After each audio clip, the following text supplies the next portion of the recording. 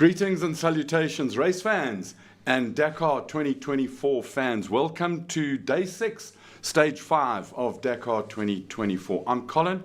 I'm Clifford. And we're joined by Johan de Bruyn, race driver extraordinaire, competitor in the South African Rally Raid series. Johan, thank you very much for coming in. Colin, thank you for having me. You must have run out of all the options if you had all of the options complete. You were on the right at the bottom of the list. Right, I'm thrilled. But we really appreciate you being here. Thrilled to be here. Thanks a lot. The reality is that we had the team principal of the current reigning world Rally Raid champion lined up to talk to us, but there's no signal where they are in Al Hafam, so the signal screwed. 119 Ks today. It was dunes. It was, the first section was fast, very fast, over 100 kilometers an hour average. And then the second part, the dunes came in. In order to work out who starts, do we go with the bikes? Do we go with the cars? Let's just go with the cars, Colin. It's rock, paper, scissors. Come on. All right, let's go. Ching, chong, cha. Okay, 1-0. Right. Best of what, 15? Best of 3. Okay. Or best until I win. Okay, let's Ching, go. chong, cha. Okay, you win. That's a saber. I mean, I can't fault that. But take it away, Colin. I know we always start with the cars. Let's not upset a good thing. Thank you very much, Clifford. So, cars. Guess who I said was going to win yesterday? It's dunes. There can only be one winner in the dunes. The great sand surfer himself, 2 times world champion, Nasser Al-Attiyah and Matthew Balmel. 1 hour, 37 minutes. They attacked like demons. Second was Guerlain Chicheret in the Toyota, 151 behind. Now, in 90-odd minutes, 2 minutes is quite a lot. Jean-Cruz Jacopini third, Yazid Al-Raji, 2 minutes behind fourth. Demevius, Janil de Villiers in 6th position, 4 minutes 20 behind. Good result from Janil. Ekstrom, Prokop, Zala, Dennis Croton in a Toyota made up the top 10. And then you've noticed there aren't too many Audis. There's a reason for that, but we'll get to that later. Saradori and Minodia, 14th in the CR6, 16, 17, Carlos and Peter. And then a brilliant 24th for Alia Kolok in the Revo Plus. I think that's, she's 19 years old. First real Dakar. She did it in the T3 before, but that's absolutely proper. Elias Saints for welcome to the State President of Mauritius. Thank you for watching again. We love your work, and especially Elias Saints for you. Wei Han and Li Ma in 26 Chinese guys. Then Guy and Brett, 11 minutes 55 off. Then Roma Baragwana, 32nd. I was a little bit surprised at that. Thought it would be quicker. Saud Variawa, 19 minutes 18 behind. 44 was Woolridge. Then Henny de Klerk, Jean Moore in the Treasury 1 car, 55th. 63 cars finished, 72 started in the ultimate class. So that's not a bad fallout rate. What do you think, Jan? I mean, it's pretty good. It is good. It was a very short stage, actually. You were just talking about Brian. I think they had a very difficult time from where they started. It couldn't have been easy. They did exceptionally well. But yeah, it was a short stage. The culling will start tomorrow. And, it's already been happening, but a lot after tomorrow and the day after that, it's going to be. You're going to see quite a lot of difference in the finishings. Before we get to motorbikes, Clifford, just keep me waiting. Yeah. I missed out on my apologies. Okay, I'll come back in about half an hour when you're done. I think there's 2 today. And the first one is Ryan Bland. No, we're not trying to sell your seat. We know that you are Herr Schroeder's co-driver. It absolutely was not intended. And then the second one is, of course, I know that Pro Driver was Hunter and that the Fords are Neil Woolridge Motorsport and M Sport. It was merely a slip of the tongue. So from now on, we shall call them Pro Drive Hunters and M Sport NWM Fords. Just makes it roll off the tongue so much easier. So I did well today. Only 2 apologies. I hope they're none after today. That's our best so far, hey? Personal best for Colin. I'm doing well. Take it away with the bikes. I'm impressed. Okay, yeah. So stage results. Pablo Contula, he took the stage win. Adrian van Beveren was second. Toby Price third. Good to see him come up and run with the big boys for a change. And then we've got Daniel Sanders, your guy, Mason Klein, Yeah. or Klein, on your what bike is that? Cove. So he's still It's suffering. not a hero. It's not a hero. But yeah, he's still suffering from that mechanical that set him back like 2 hours plus. So he's still way down in the overall, but good ride today coming through in 5th. So obviously showing what he can do because it hasn't been an easy Dakar for him at all. I'm waiting. Where's my hero? So next is Ross Branch, 6th, with Ricky Brabeck, who's been running top 3 all the way through. Today, a little bit of a slip, sitting in 7th. And then Kevin Benavides, 12th. I mean, he showed good pace over the last few rounds. Tough round for him today. And then Nacho Florimo, who was the overall leader at the start this morning, down in 13th. So going to the South Africans, we've got Brad Cox in 17th, Ash Thrixton 30th, Sharon Worth 32nd, Ronald Fenter 71st, and then Stuart Gregory. Bit of a slip today. Maybe that rear master cylinder is not working well, but in 90th. So I think if the cylinder was a factor, I think he would have lost a lot of time today because in the dunes they would have been tough. So bit of a shake-up. We're not going to the overalls yet, are we? No, we're not doing Okay, overalls. so We're going we've to got a talk bit of about some stuff Okay. and what and some feelings. Yeah, Johan? feelings. What's it like to actually race these cars? Yeah, it's an unbelievable feeling. You know, and I always joke about it, to take a 2.5 ton vehicle and dance with it over the dunes and through the bushes and through the trees, and, you know, getting that car to behave and reacting to your inputs and doing what you want it to do at that speed. It's really a thrill. It's something that you can't describe. You have to get into that car. You got that smile on your face, and in the races that we were at this year, and just to see you, it was even bigger when you get out of the car, and just to see the joy, it really is a lot of fun. It's a lot of fun, and then the next moment, it's heartbreak. And that's what the Dakar has just shown us the whole week long. I mean, you a hero the one day and zero the next. Yeah. It's, especially, I mean, even the guys that just won a stage, Yeah. and then have to go open the road the next day, and it's so difficult. And then they crack, they make mistakes, and then, yeah. And I mean, the stages at Dakar are proper long.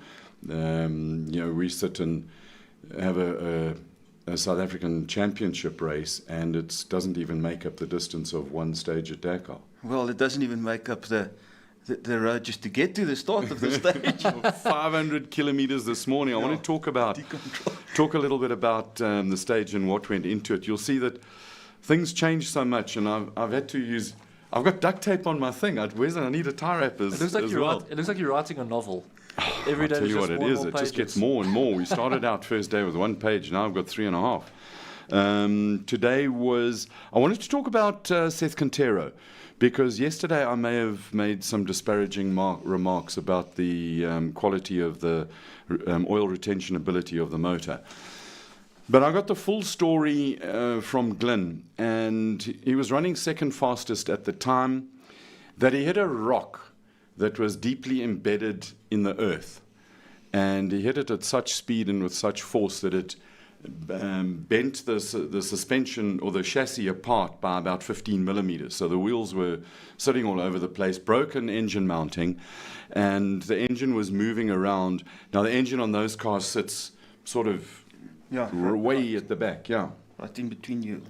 and it's tight to get the packaging on the. Thank goodness for CAD design, otherwise you'd never get. Anyway, the engine's moving around, and it broke an oil pipe union, and that was the result. All the oil came out, and it hurt the engine. So he got towed out of the stage, and the Toyota Hall-Speed mechanicians worked until about 6:30 their time this morning. So it's 5:30 our time. Worked through the night, put a new motor in it, straightened it, and Glyn says, well, I'm not happy with how straight the chassis is, but it's good enough for a top 5. So Quintero's entered in the World Rally Raid Championship. So in each stage that they finish in any event, they score points to the championship. So the idea was to get him up running again. He's out of the overall. I mean, he's got penalties for, I had it somewhere over here, it's like hours and days of penalties. And the idea was for him to actually have a full-on go today and see where he came. So that is the plan. And I thought that in one of the the things that he ended up in fifth place, but times are moving around, and so that was the story of the car. New motor, chassis, and you can expect Quintero to have a full on go. So which is exciting for the stages that are upcoming, because he's got nothing to lose now, so he's going to push. Johan, tell me, like an impact like that in a rally car.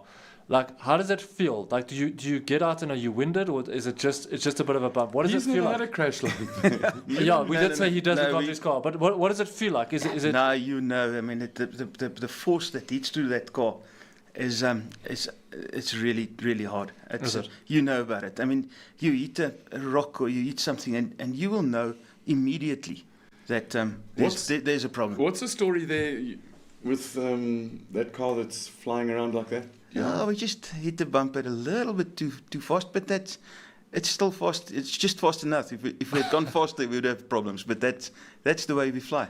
I thought you were saving tyre wear on the back. Course inspection. Yeah. Well, you can see every small little rock from there. And is there a bit of puckering?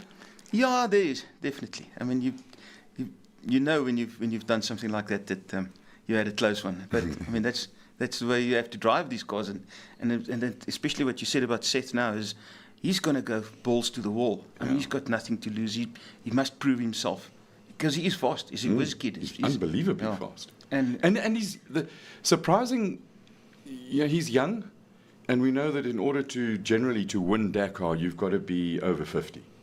That's one for the oldies. Yes. Yeah, that's why I started racing off-road after 50. So, Hinke showed us last year, Henk later gaan, but after he stopped to help his fellow competitors or his teammates, and then after that he went balls to the wall, and he showed us what speed he's capable of, and Seth is going to do exactly the same. It's super exciting. So, what are the background stories from the bikes that you've got there, Clifford? So I mean, obviously we've got a bit of racing to go now. The big one, and if we step into the overalls, because this is obviously my talking point, and you'll see where I'm going with this, because with Florimo's not so strong stage today, there's a hero back on the overall lead, and that's Ross Branch. A hero in the lead again. And you know why? Because his heroes are so fast. The good news is that depending on signal in the bivouac, we might have a surprise interview during rest day. Yeah, I'm hoping the signal and the Saudi signal gods are good to us, so we can make that happen, because that'll be a proper one. Inshallah. The best thing about Ross is that he's a local hero.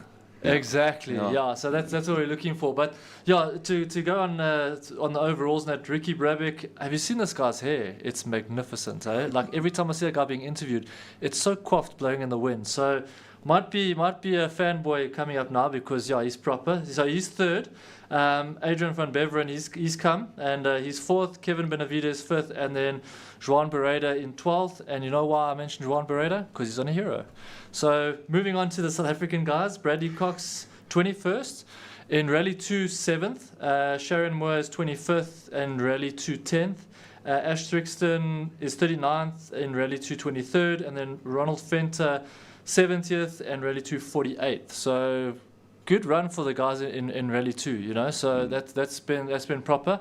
But what was interesting for me today as a talking point is that no withdrawals, which was quite interesting, because I mean, so far we've picked up whether it's mechanical or crash or whatever the case is through the stages and that, but today was a good one. Everyone made it home, which is pretty cool. It was short, but I can imagine coming home in the dark, or not so much on the bikes, but on the cars, dark in dunes has got to suck for days. Yeah, that's not cool, eh? We've been dune training in Namibia, and I tell you, in bright daylight, the dunes are intimidating and scary.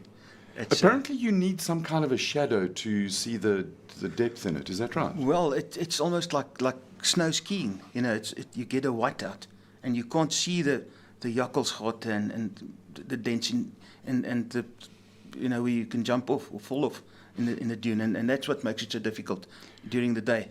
So when you're coming up a dune and you can see the crest, is it the correct way just to go straight over the thing or turn sideways? Okay, so you would always surf the dune up, and then you'll have a 45-degree angle when you get to the dune, and then you'll turn it and you'll hit the 90-degree going down. But the problem then is you must find your way up the next dune in that split second, because you can only see where you're going in that split second. Because the moment you start going down, you're looking into your roof. You've got no visibility, and that's what makes a bike so nice. But yeah, so it's really intimidating, and that's why the guys that grew up in the dunes are so good, in these races.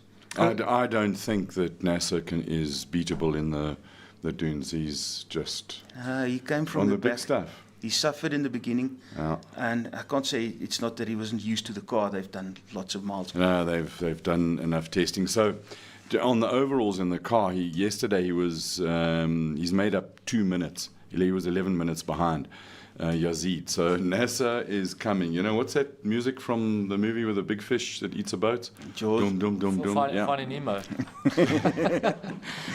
Or eating Nemo. So in the overalls, Yazid Al-Raji is still ahead. Then Nasser, Carlos Ekstrom is down 2. Nasser's up 3 places, 2 minutes, and so it's still close. He's 9 minutes off the lead. 9 minutes before Raceday is nothing, and we're going to talk about where they're going to tomorrow, because tomorrow and Friday are going to be, I think, the linchpin of this whole rally. They've come off to like a mini marathon. The cars are hurting, the crews are hurting a little bit. It's going to be very, very interesting. Loeb is down 6 places in 9th because he got a 15-minute penalty today because he missed a waypoint. And no doubt that Frenchman was throwing every toy in his cot out of the world. Lucas Moraes is in 10th. Janelle 11. Bottrell's up to 13th from 11th, and I'm not going to mention the times because, except for some of them, just to give some perspective. Saud Verrier was in 26th position, 2 hours 34. We've seen at one point Janelle was 3 hours off, and he finished in the top 10. So yeah, anything is still possible. Henny de Klerk 9 hours 42 off. Gareth Woolridge, he's got 15 hours penalty. So, and he's 22 minutes behind. Seth Quintero has got a total of 35 hours in penalties, beaten by Brian Baragwanath, who has more penalties because he sat out in the 2 days. So it's almost, you can have a penalty race in that. NASA's also got a small penalty. So, from an overall point of view, Glyn's yesterday, it was to unleash Quintero, and then he wanted as many Toyotas in the top 15 as possible for the marathon. So we've been talking about tomorrow, and tomorrow is the start of the real marathon. They call it the 48-hour stage, where they'll drive until 4 o'clock in the afternoon, and then there's a gunshot or a bomb or whatever that goes off, and then there's 8 different bivouacs, and you go to the nearest bivouac, and that's where you sleep. So it's going to be interesting to see how and I think the reason that Glyn is wanting so many Toyotas up in the top 15 is that they can hunt as a pack, and at 4 o'clock they can all get to the same bivouac. So there's lots and lots of spare parts, and they can help each other. It's a team sport, this, and they would have looked and said, who are their top guys and who do they want to, who's the favorite to win. But very interesting in that the overall top 10, you've got 3 Pro Drive hunters. You got that one right. Thank you very much. Well done. 3 Audis. They're still nothing. going. Let's not go with the apologies for 2 Toyotas, 1 Mini. And then in the overall, in 5th place, is it 5th place? Where's my overall? I've lost my overall result. Page 86. Page 86 of in 5th place, Matthew Serradori and Loic Menodia. I think that is probably it's an outstanding result to sit and play with 3 Pro Drives, 3 Audis, and a Mini. In a rear-wheel drive car. In a rear-wheel drive car built in South Africa that everybody wrote off. Yeah, it's unbelievable. So from that point of view, again, I gave him my driver of the day yesterday. I'm going to give him my driver of the day today. Who are you going with? Who's your rider? Ashley Thrigston. Why? Good round for him today. Again? Yeah, another good round. And I've seen a couple of videos of him, like one looking baller through the dunes, waving at all the officials and the cameramen and that, which is so cool. But just good flow. So from what I've seen from him today on the videos that I saw, good flow today, good rhythm. So yeah, looked like he was at one with the bike today for sure. That's being at one with a bike. Is it the same as being at one? Well, you won't know because you're a biker, we're a carer. There's comments and queries and questions. All right, so we've got Andrew Spark, greetings everyone. Johan Krobler, hi everyone. Yeah, everyone just basically giving us a good greeting. Greetings, all you lovely commenters. Yeah, Dutoy Opperman, Toby is a master of the craft. The empty quarter is here. I think we will see his experience come into play. Thoughts on that? I don't know nothing about bikes. Okay. I was thinking Toby Fenter and thinking Porsche, and that's where my brain went immediately. Okay. Andrew Mouton, good evening all. Question for Johan. Is there future plans for Dakar and in which manufacturer? Yeah, that's a good question. You get asked it quite a lot. Look, the Dakar is obviously a dream to go compete in. There's no immediate plans. We'll see what happens in the next year. I'm going to take, I'll joke about this, I'm going to take a gap year, not race off-road this year. See where it goes. There's so much changes, or so many changes with T1, T1 Plus, and where do you want to go, and what car, and so on. You can't take a T1 to the Dakar anymore, really, not if you want to be competitive. I mean, all these guys that got T1 Pluses, and even they're suffering. So, no, not immediate plans. But any sponsors out there that want to contact me, There's I'll the put my door number open. out. So let's talk about, you've been building a 924 Porsche with, just tell us about this multi-use machine that you've been building. Yeah, it's also, it was actually, we bought a car for that Lemons race, and then we couldn't fix it in time, and so then we said, maybe we must build a bit better car, to use it somewhere else. And so with projects and race cars, and before you know it, you've spent a form's money on the car. So we've used a 944 turbo base, and then we just threw everything that you can get, the best tech. We threw at it. When are we going to see this thing? At the moment, I'm sure this is like an illusion. No, it's going to Swartkops, to Mr. Motec Martin tomorrow. We'll. But tell us, that beautiful car with Marlboro colours, what is that? That's another project you're busy with. Yeah, that's another long story. So let's just, my 944 race car is going to Martin Motec tomorrow. Okay. So he'll do the harness for it. Everything else is done. Hopefully by beginning of Feb we can start testing the car. It's a car that you said, a multi-use car. So it's a car that can do extreme supercars. It'll be quick enough to run with the BMW M4s and a few of those cars.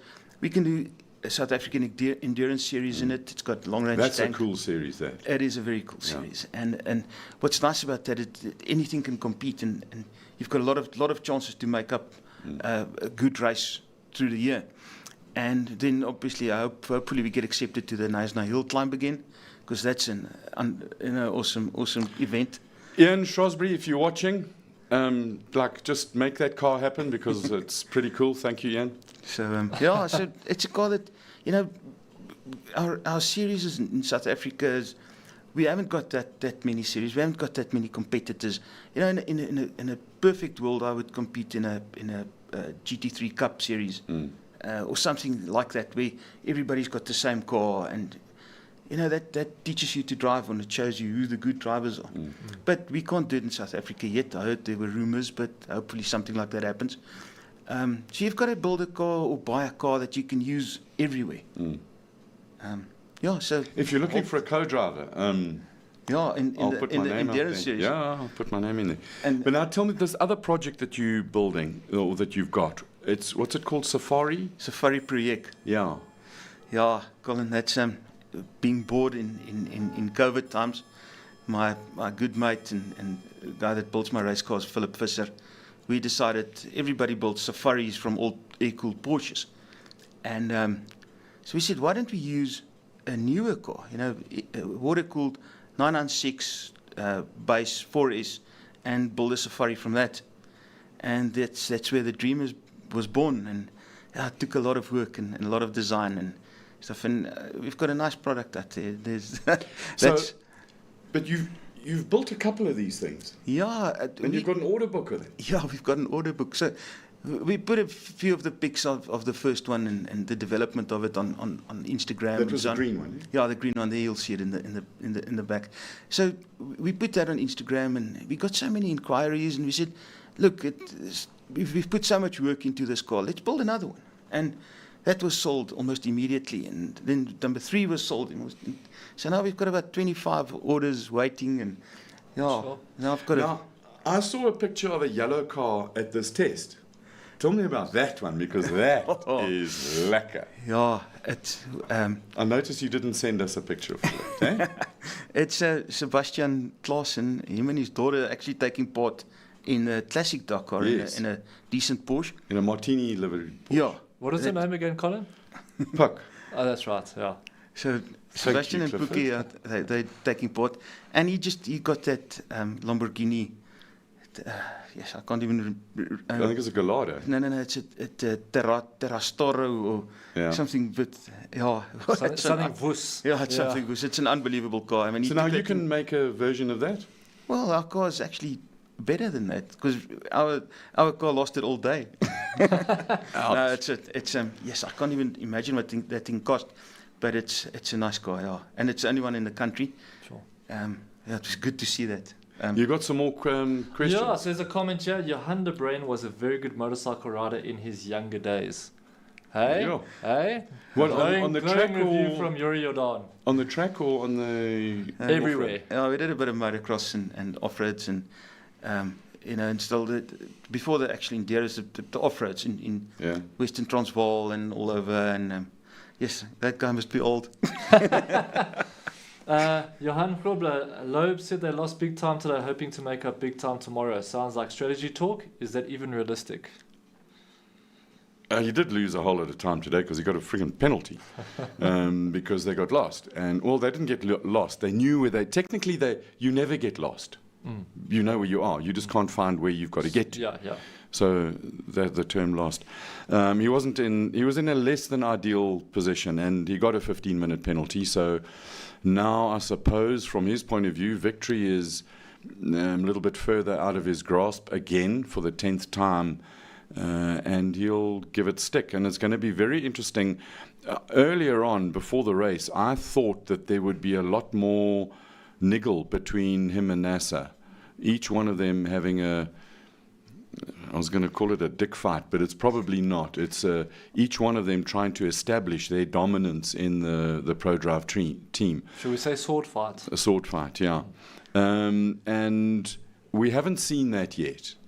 And I think this might be another thing where, I don't know. Look, Sebastian Loeb, 9-time world champion, Le Mans, the Formula One car, put him in anything, and he'll be super, super, super quick. Fernando Alonso, that kind of mold. I don't see anybody catching Nasser in the dunes. No, I don't see that either. Loeb has broken the car already. Sorry, Johan. Yeah. Loeb has broken the car already. Nasser doesn't break cars that much. When he breaks them, they're broken forever. he hasn't had a crash in a long time until the next year. Last year when he totaled that Toyota of his. I don't think he's going to catch him. And the thing is, to finish first, you first have to finish, especially in these longer races. And to survive the next 2 days are going to be crucial. I think the trick is not to give up either. Yeah. Because if you give up and say, oh, well, I'm never going to beat Nasser, you've got to... Maybe Loeb's talking to himself about full-on go, and he's going to take the race. Pressure's a funny thing, eh? You don't put pressure and make it easy for the guy, then he doesn't have to push. If you make him push, anything can happen. So. Well, there's two things about pressure. You're either getting it or you're giving it. Yeah. Fair enough. It's also going to be very interesting. So they've unleashed Quintero to have a go. No doubt tonight they'll straighten the car a little bit more, but when Glyn says it's good enough for a top 5, what he's actually meaning is that it will probably finish in the top 3. Yeah, it can win. Yeah, Yeah, I mean, Glenn is the master of understatements and delivers an unbelievably fast car. So the next 2 days is all about preserving the car, but being incredibly fast at the same time. So how do you do that and not make any mistakes? Yeah. And they're in the desert, In the desert, it's big desert. More, you've got an. Yeah, we've got plenty. Where's We've got our plenty. man? Our interesting fact man. He hasn't appeared yet. I'm waiting, but let's get through the rest. Laurie James would love it if you manage an interview with Ross. Me too. Yeah. Me too. We're looking forward to Yeah. that because he's definitely my hero. And then Johan Pins, if Nasser drive a Toyota Gazoo, he would have to show Neil and the other drivers how to do it. Ryan Not Black, sure what you mean by that, Yeah. but don't write Janelle de Villiers off. If you're running a 3-car team and you're going to do the World Championship or just Dakar, so this is I think it's his 21st Dakar. Yeah. He's not finished in only one Dakar. He's won it, and he's been in the top 10 for 19. I was gonna say, So it's if you want to finish in the top 10 and have the level of development work that Janelle de Villiers puts into the cars that he drives is unbelievable. And if I was the team manager, I'd have I'd him have there. him in my team Absolutely. any day. And look, he's had a few rough days. And in the beginning, I said if there was ever a chance of him to win one again, it would have been this. I thought it would have been this year. And so Lady Luck wasn't on his side. He had a few, bad incidents or, well, just small things that ruin your day. And so he fell back a bit, but he still preserved the car. I mean, when Nasser came end of stage 3, he was on 3 wheels. I don't think any of them actually give a damn about the car, but Yeah. they need to finish it. Yeah. And The- Janelle has been there. He's 1 hour 44 behind. We're into we've done 5 stages. Yeah. He's come from a lot further behind than that in terms of going up the order. So he's in 11th position at the moment. If he just keeps going, even at this pace, there's going to be 1 or 2 cars that fall Yeah. out, and there's another top 10. Yeah. So, no, don't write Janelle de Villiers off. That was my comment. It was a bit premature to write him off at this No. stage. We can look again in next week and maybe make conclusions then. But there's still No, a racing to go. I'm predicting Janelle at top 5 again. Yeah. Watch this space. No, I'll go with it. 100% go with it. Because, carry on with your comments. Okay, Clifford. yeah. Then moving on, Ryan Bland. Nasser has to open up, or they'll catch him. He's good, but the navigation will change things. They're on a different route to the bike, so no tracks. Yes, Yeah, yeah. but he also has Matthew Baumel with him. And Matthew Baumel is a seer of things in the desert. He is a genius. He knows where stuff is that nobody else knows, or he has a 19th sense. The guy is fully focused, fit as a robber's dog. He's proper. If you there must be had a to reason. rate best co-driver in the world, and at the moment, well, go with the double world champions. There you go. Yeah. Baumel and There must Atia. be a reason why they're still together after Yeah. all these years. I mean, And he's a nice guy. Yeah, well, he's good. Then we've got Ryan Bland commenting again. Seb will come into contention, which I think is, like you said. Did Ryan Bland accept my apology? He hasn't said anything yet, so I'm going to say... Ryan, do you accept my I'm going to apology? say I that's a grovel. hard no. Then Jaco Marburg, hi gents, and Mr. Malboer. Gericke Smith, Bikes Ash, where is Toby Price? He's there. You mentioned him. I actually haven't, so I'm actually not sure. We'd have to check it out. So we'll have to get our research crew on that. Calvin van Rooyen, valid points from everyone. Russell Stone, Colin, how lacquer are you? How lacquer, Colin? Russell. How lacquer, Colin? I'm very lacquer, Russell. Thank you very much for watching. Then Casco, love the Malboer name on the Porsche. Sorry, I'm so English, and my reading is so delicious, which is pretty cool. Hey, I'm pretty sure the Oaks must give you a hard time because it looks like tobacco sponsoring. Hey, Yeah, it looks like that. It's just a nice play on the words. Yeah, Well, those have got to be the best racing colours ever. I mean, okay, well, black and gold was also good, but Yeah, it's while building these cars, everyone you get all the old famous liveries are coming up. Yeah. And, I mean, one of the cars had been a play on Rothmans, and Yeah. without Rothmans on it, and it's just most photographed car in the world at this stage, I think. Yeah.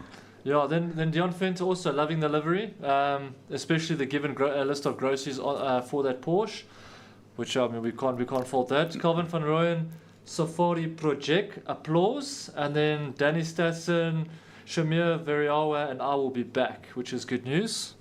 Did you send messages out to your whole phone book and say, listen, send? I just People had to like get you, people to watch the show, but Well, nobody else does. Yeah. Yeah, I'm gonna. Apparently, there's a message for me. But I'm just gonna ignore it. Read it. because I'm a married man. So, update on 753. But I'll read that message. I'll come back to it. It says, we will Nikita, love your hair, Cliffy. You single? Unfortunately, I'm married. But yeah, so there's a story with my get up today. I'm wearing a rental shirt from Mr. Colin because in my haste this morning to get out the door to try and get my daughter to school, etc., I forgot my bag. So I had the most pixelated shirt on the earth. I think you could have had the green shirt. I could have had the green shirt, but that would have upset a lot of people. So yeah, today I'm rental and I feel so naked without my cap. I won't lie. So yeah, but moving back, update on 753. Research. Where is the research department? We need that that info to come through. But moving on, Colin, we've got tomorrow. We were talking about Janelle making up some times, but any other thoughts? And I mean, while you read through your novel there and edit it about what's his name there, Romeo with his luscious locks over there. Rating on the catering. Oh yeah, let's Very talk about important. the catering. So meal tonight, we've had pinata or panera, whatever. Top tip of rump, which was spectacular. Good layer of fat that was rendered properly. It was medium rare, Only dropped spiced. on the floor twice. Yeah. I mean, I wasn't the chef there. Floor spice makes everything nice. But it was 5-second rule. Yeah. And then we've had 2 rounds of boerewors rolls. The one was, the other one was, I mean, it was average. And then today, we had cheeseburger with proper patty, bun, onion, cheese. And on a scale of 1 to 10, after much consideration, the bun wasn't toasted. Yeah, and I feel like the flour consistency was not quite there. Yeah, it was a little bit on the outside. It wasn't double zero. It was nothing than a lot. So yeah. Okay, so if on those 2 penalties, the official rating of tonight's cheeseburger is 8.42 on a scale of 1 to 10. So it's marginally ahead of that pinata or whatever it was. But it was really nice. So if anybody would like to pop round for a cheeseburger at any time, we always over-cater. Johan, of course, didn't want our delicious-looking cheeseburger, but that's fine. More for me to take home because I'm a finely tuned athlete. We've got some more questions here. That 753 is in the classics. And research department, quick, 51st. I salute you. Who's in the car in 753? It says Adrian Botma and Rian Botma. The Botmas in their Land Cruiser. That's right. Father and son who were going, basically, they were going to go and cruise Africa and then Got lost. Found themselves in Saudi. I mean, what better way if you, instead of trying to, oh my God, we're going to go and cruise all over Africa in a 4x4, take the thing to Dakar and go and race it. Yeah. Navigation. It's a regularity event. So what they do is you've got various places. You've got to navigate just a little bit, and they give you a minimum and a maximum, a time to get there. And it's you've got to get there at the time with good average speeds and solid navigation. So yeah. Good question. Yeah. Andrew Spark, and like the name says it all. And I had to laugh at this one because now we're going to get Colin going. What happened with Audi Scale Electrics today? From Andrew Spark. See where I'm going with this? I see where you're going because you gave me a shovel, and away we go. Man has shovel, man must dig. Let me take the minutes of the apologies for tomorrow. So there was another comment on the YouTubes that I tried to reply to earlier today where, the Audi's only running a 4-cylinder and everybody else has got 6 and 8 cylinders, give them a break. I would give them a break if it was only a 4-cylinder, but it's not. It's a 4-cylinder with about a gazillion kilowatts of electric engines and a battery that is ginormously huge. Now, we do have a request in to interview Matthias Ekstrom. And I think the likelihood is probably very high that we'll come right. So this might alter what I say right now. So political. So, yeah, it's a minefield that I'm in. The Audis took a decision today to back off, and Peter Hansel actually stopped for some time. I think it was a minute and a half, 5 minutes. Stopped to not finish at the front of the race so that he was well placed for the 2 stages tomorrow and Friday. So in the stage today, 16, 17, and where was my man? Ekstrom was 7th. But in the overall, they still all 3 Audis are in the top 10. We said very quickly that we had Nasser as the winner, but I'm going to change it. Sorry to Johan. Let me just dig while I'm digging my hole. I'll make it fully deep. I'm going to put Matthias Ekstrom and right up there with a chance of winning it as well. Big chance. I heard a rumor on my way in. One of my friends phoned me and he mentioned something about a reverse grid start somewhere tomorrow or the day after. I know nothing. Yeah, we'll have to read up about that. No, I don't think so. In the supplementary regulations, they already have the way that the cars will start the next race. The platinum drivers are able to pull if you go really gold out, card you can pull a joker. I don't think so. Okay. That's why it's still a rumor. But I'll go and read the rules again tonight. Yeah, it must have been something. But yeah, it's going to be interesting tomorrow. I mean, and like you said, they had a strategy of letting Nasser go out, open the road. He knows where he's going, and following his tracks. Do you remember last year, very first stage? Now, there's all sorts of rumors that are flying around about that, but we won't go there. Matthew found the right road through that canyon. Some say miraculously, some say guided by some notes. But he found his way through there, and they got a big gap. Matthew is an absolute wizard at navigating. So, no, but I suppose they all are. That's what they paid. Let's talk about tomorrow. Unless there are any other comments. There's quite a few more, yeah? Well, let's go with it. Thank you for the comments. Bring them. A good one, yeah. Bring them. Ryan Bland, over 600 kilometers, they're catching Nasser. That's where he's putting his money. Okay. And then he says, with regards to your apology, he says, you can go and... No, I'm joking. He says, yes, he accepts your apology. Ryan, behave yourself. And then Laurie James agreed Janelle will be up there at the end, especially being in a Toyota. So reiterating what you guys are saying. And then this is a cool one. Dalibor G, just a small heart from Croatia. That's pretty cool. Yeah. And then thank you for watching. And we've also there are viewers from Greece, Canadian land, America, Ireland, Wales, and England, Australia, Botswana. It's a global event. We're a global hit. What can I say? Yeah. And it's global. Thank you all for watching. Yeah. Keep it Very up cool. and tell your friends. Yeah, SW Conradi. Johan, don't forget the regional guys. Why does he call you That doesn't make any sense. He's a youngster, man. Look at the colour of his hair. He's a youngster, man. You got more silver hair than I have. And then Quibus Shanks is onto something here. He says, rent a crowd, Johan. How much did you pay them? Is it Porsche money? And then Dion Finter, we always follow the local off-road races. Dion is taking a sabbatical this year. So, yeah, that is a pity. But I reckon you easily swayed. I'm sure you'll... Yeah, I must tell you, just looking at the Dakar and going through videos and pictures of the last year, hearing that, watching that car coming past you at 170 km an hour, flat taps, and that V8 screaming at you. Yeah, it gives you goosebumps, and I don't know, I'll survive this year. So there's a very easy way for all of you guys who want Johan to go and do Dakar. There's companies called Odor Cure. They fix smells. So actually, all boys should have one of these kits in your bedroom. For the odd occasion where one slips. In your travel bag. Really, you sterilize and take odors away.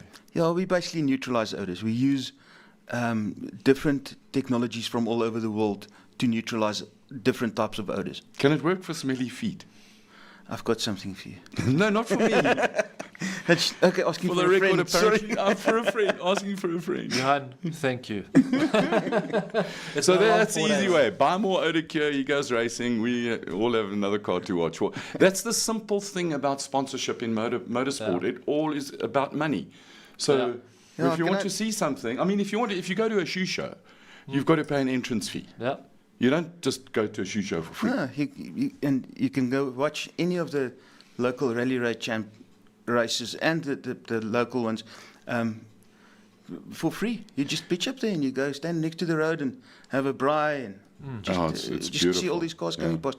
And thinking about sponsorship, I mean, I just on my way in, I just saw the billboards with Toyota, and the way that they're playing this is absolutely brilliant.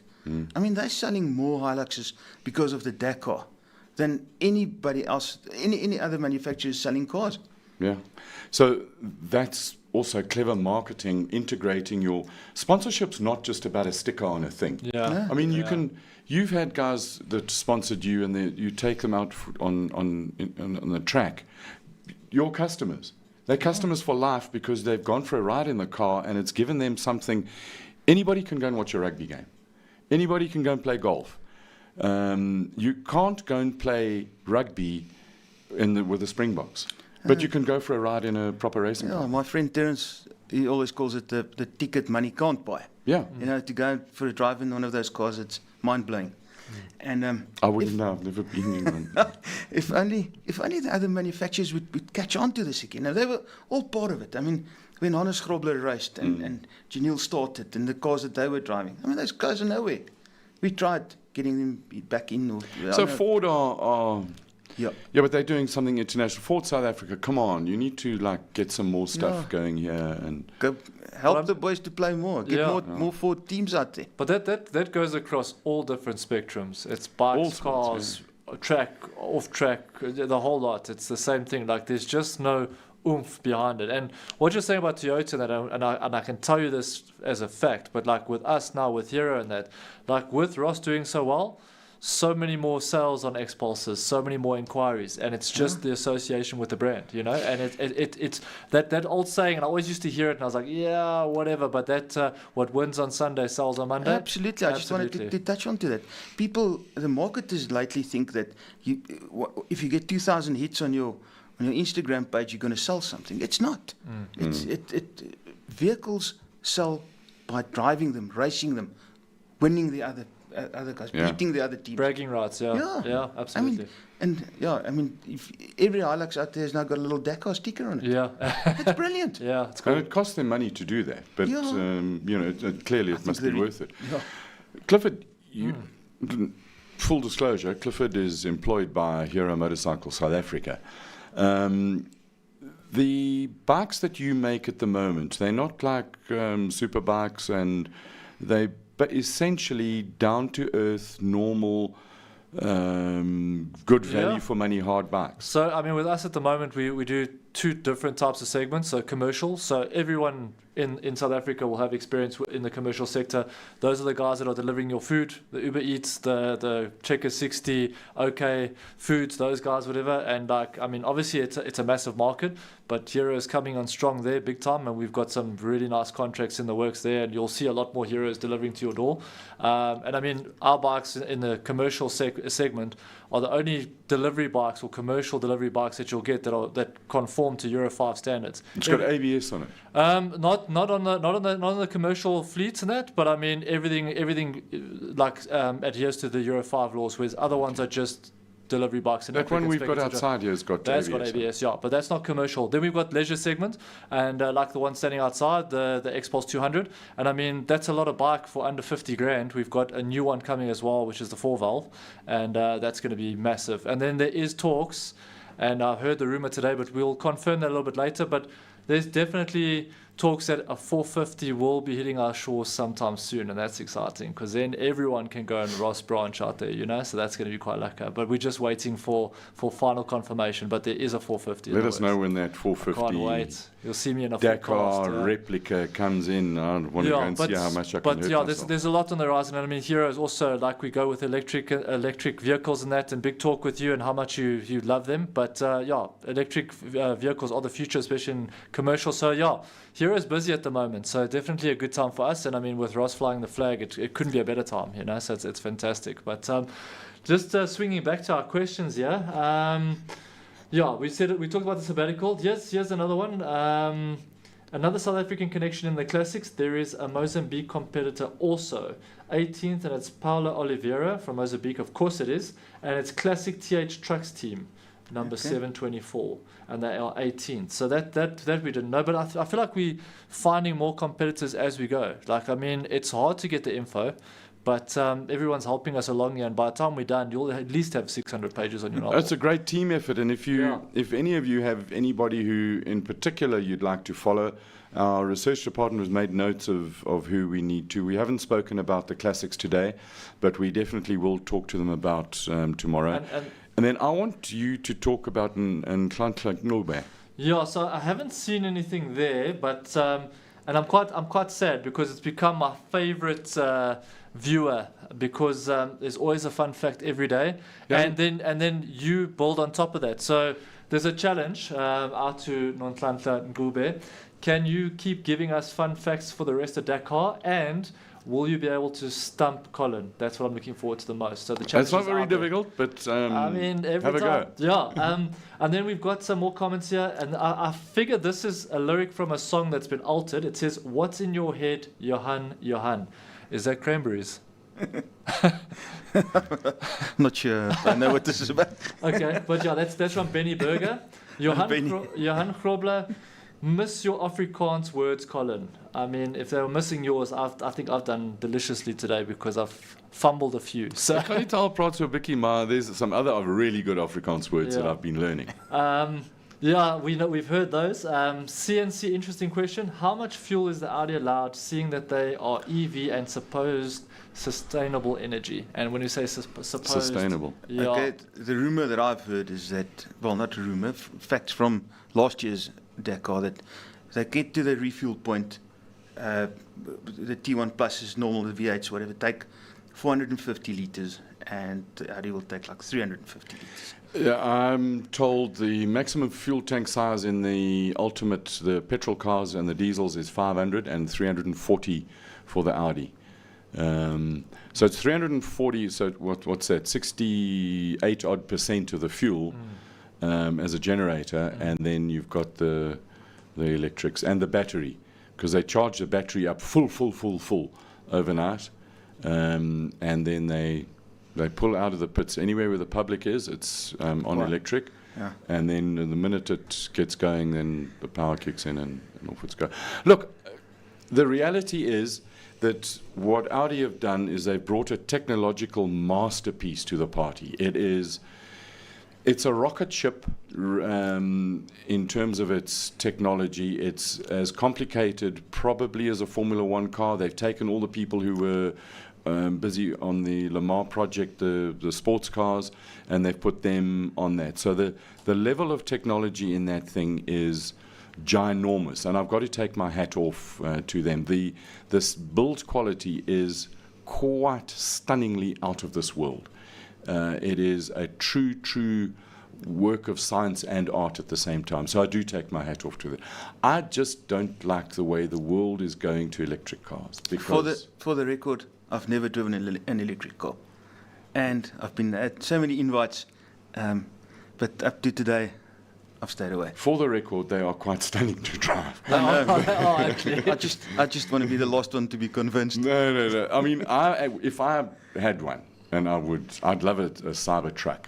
I would take Ugliest thing ever. exactly. I would take a synthesizer with some Bose speakers on it and make it sound like a car. Oh, in fact, that's what Volkswagen do with the GTI. Yeah. And most manufacturers, they play the sound of the car through the speakers. We can do that, but we're getting on towards time. Okay. Last two questions. Yeah, Audis haven't shown their pace, had a glimpse of their pace in stage 1, might have a surprise coming, which sort of reiterates what you guys are saying. Yeah. Yuri Skoltz, great show, Colin. I'm in Las Palmas on a ship and do not miss the show. Thanks a lot. That's Hola, senor, Las Yeah. Palmas. And then here's a good one. Johan Grobler, what final drive ratios are the Toyotas running? All of them. Yeah. Oh, no, that's NFI. That information you will not get unless you won't get that info. It doesn't really matter. They rev to probably just over 6,000 on the Toyota, and they do 100. You can work it out. They've got a 1-to-1.6, and they top speed is 170 k's an hour. yeah, and all the cars are pretty much the same. I mean, they all use the same gearboxes, or pretty much the same. The two-wheel drives had the big thing with the Sadev is their big the big gearbox supplier. But all of them on Saturdays. Yeah. We all So run. shall we talk about tomorrow, just as a wrap-up, or are you done? Yeah, with- there's a few is- more, but let's wrap up Is and we this come the back. Inquisition? Yeah. Okay, so tomorrow, 48-hour stage. They basically do a U-turn. They go from Al Hafam to Al Hafam. Yes. So it's All the way to nowhere. they go nowhere. Yeah. In 48 hours. They're going to race for just over 600 kilometers. As I said, they've got 8 bivouacs. Cars go out on one route, bikes and quads on another. And at 4 o'clock, the hooter goes off and they find their bivouac, and they are free to work on their cars as much as they want to with what they've brought. So you can work on, no outside assistance. They've taken them to a place that has got specific blackout of all communications. Yeah. And my understanding is that if you are caught trying to communicate with anybody, it's major penalty, which looks like you'll get excluded. So you're on your own. You don't know who's won, who's fast, who's slow. That information is you're blind. That's area. So it's a 48-hour stage. First time it's ever happened. Do they take the service trucks with them? Do they No- go to the same? nothing. No, but the race trucks. They always Yeah, have yeah, the race trucks are space there. packages Yeah. in the race trucks Yeah. Yeah. that's behind. So they will those- also go to the same. But Yes. now they must make it to the same bivouac this time around. Strategy. Yeah. And I think that's part of it, because the race cars are here. They may have passed this bivouac, and if the race truck, which carries a whole lot of spares and a proper mechanic, is behind there, bit of a problem. So essentially, it goes back to why Glyn wanted so many Toyotas in the top 15, so they can hunt as a pack. They'll load cars with lots and lots of spares. The fast cars, they're guys at the front. I'd imagine Janil, Bottrell, Yazid, Demevius won't be that heavy, and the other cars will. Yeah, you will still They'll carry enough, but not a whole carry lot. Your Yeah. essentials. Yeah. So there's no communications, and then they wake up early in the morning, and at 7 a.m. they go. So each crew member was allowed a certain space of stuff to take, almost Mally Motorish kind of thing, and the trucks drop it off there. Cars arrive at the camp, get their stuff, and go and camp. And they've been given a ration pack. There's no fancy thing. I think it's 9 liters of water or something along those lines. And boys are out camping tonight. It's going to be interesting. Tomorrow night. Yeah, tomorrow night. Yeah. Then they come back, and they got rest day on Saturday. Which I think they'll need. I think it's going to be a long 48 hours. Yeah. Yeah, So it's a big stage for the bikes, because the bikes have never had a 48-hour stage. Yeah, this is the first time that they're doing it, and it's separate to the cars. So yeah, there's no tracks for the cars, but the bikes. So everyone's on their own. So Tires. yeah, Who's the sacrificial lamb to, if you've got a KTM and you arrive at the back and you've got a brand new tire, a couple of euros will change hands and you. This is not the Sorry, South this is- African Dakar. Yeah. This is just cynical Colin. Yeah, then there's just a few more comments here before we step out. Thanks for a great show, guys. Colin. You should get JJ and the Potgieter racing crew to do the Dakar. So Yeah, it's just that would be fun, eh? yeah. The only problem is that, well, there's many. Yeah. Did you see the filters come down? Yeah. Thank goodness. And then Dion Fenter, just a comment here on what we were talking about with sponsorship and all that. Willem van der Westhuizen took me around Kalami when the Ferrari he raced at the time. Unforgettable, even more so for petrol heads, and my adult petrol headness goes back to the Mini Nation. I think that's talking about the Mini Coopers. Yeah. Yeah. That race in Durban. Yeah. And then someone just passing a comment, Cass Crew 123, would be very funny to see a Checkers 60 bike in Dakar. Don't hold your breath. Yeah. It's the biggest bike gang out there. Absolutely. Yeah. Bigger than Terrifying. Hell's I say, Angel. I Yeah. say that More aggressive as well. Yeah. that is definitely a possibility, and then they'll take over Dakar. They've And got we'll all lots be sorry. They'll be the ones delivering the spares. Well, hold on. If they can get involved with sponsoring the Springboks, can you imagine Ross Branch on a Hero Checkers 6060 with a delivery box on the back, So- painted like a Checkers? So guy? we laugh at that, whatever. But I've seen Brad Binder do some Checkers 60 stuff with his full leathers and that at Red Star. I'll race a Revo T1 Plus in any color. Yeah, me too. Yeah. And then I think here's a fact, but it's not from our guy. The longest Dakar ever was in 1986. Paris, Algiers, Dakar ran for 22 days, 12,679 kilometers. And then last comment here, Craig Galvin, and it's an evening, guys. Thanks for the updates. Johan, are you planning to do the Dakar? We did touch on that. Yeah. Or are you waiting for the new GTR powered Revo? Look, That thing is cool, eh? it's going to be a game changer. Yeah. And we'll see the Freiburg Express in it this year. Well, Chris Visser is going to. I think I haven't seen him. Saw him after he tested it. Didn't talk to him, but the smile on his face was huge. It's going to be interesting. And I hope, Chris, all the best for the year. It's going to be very interesting. And I'm there to root for you, bud. Talking about the longest Dakar, this is the longest race day show for this year. We've just passed 25 minutes, so 61 minutes. Thank you very much if you're still with us. Well done. Have a quiet little salute and a brandy to yourself. So I just want to say thank you very much, Johan, for coming in. It's been really nice having you here. And actually, the check will be in the post. Thanks, Colin. It's really nice. That's great. And all the best for this year's racing. We'll keep a beady eye on it and see how it goes. See you around. To our technical department, thank you very much. To our remote control person as well, thank you very much. It was great having you not in our ears, and I hope you're smiling. Probably not. To the lighting department, well done. I think you've had a really good one. Transport, thank you very much. And catering, pretty bloody good. The game is on for catering, and if there's anybody who thinks that they can beat our food, come down here at about 5 o'clock any afternoon to our secret location. You're talking about the one in 21 Woodlands Drive. Oh, that's in Block secret C. location. Yeah. And Block C, come to Block C and come for a cook-off, because there's a major prize at the end of this Dakar for the best food on the race. We're expecting more than a 10 out of 10 for the meal that we've been promised on Saturday. Thank you very much for watching.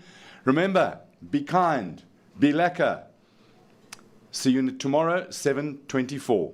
Cheers. Thanks. Bye.